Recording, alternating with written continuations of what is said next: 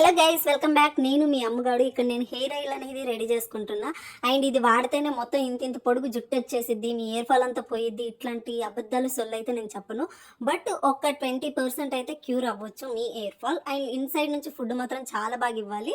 And నేను చెప్పాను కదా, వెయిట్ లాస్ అవ్వాలనుకున్నాను, వెయిట్ లాస్ అయ్యాను. వెయిట్ లాస్ అయ్యే ప్రాసెస్లోనూ మనం హెయిర్ లాస్ అవుతాము. అండ్ నాకు అంతకుముందే హెయిర్ ఫాల్ ఎక్కువగా ఉంది కాబట్టి నేను ఇన్సైడ్ నుంచి ఇచ్చే ఫుడ్ కాకుండానే బయట నుంచి కూడా హెల్దీ ఆయిల్ ఇవ్వాలనుకుంటున్నాను. అందుకని చెప్పేసి నేను హెయిర్ ఆయిల్ ఇక్కడ రెడీ చేసుకుంటున్నాను.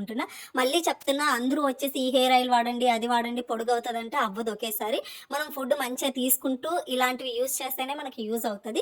అండ్ ఏమేమి ఫుడ్ తీసుకోవాలని ఫర్దర్ వీడియోస్లలో కూడా చెప్తాను. హెయిర్ ఆయిల్ ఇలా రెడీ చేసుకుంటే బెటర్. బయట దొరికే పిచ్చి పిచ్చి ఆయిల్స్ తీసుకోవడం కంటే ఇవి న్యాచురల్గా 100% ప్యూర్ ఉంటాయి కాబట్టి ఇది మనం ఇంట్లో హెయిర్ ఆయిల్ రెడీ చేసుకుంటే మనకు చాలా బాగా యూజ్ అవుతుంది.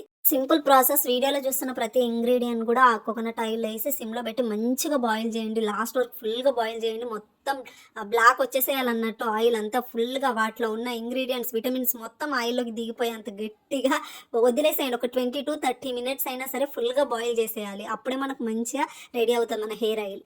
ఆయిల్ స్ట్రక్చర్ ఇలా వచ్చేసి ఉండాలన్నట్టు. ఇప్పుడు మన ఆయిల్ రెడీ అయిపోయింది. ఇది ఫుల్ కూల్ అయిపోయినాక ఇందులో కస్టర్డ్ ఆయిల్ అనేది యాడ్ చేసేసుకోండి. ఇది మీ ఆప్షనల్, నేను యాడ్ చేసుకుంటున్నాను.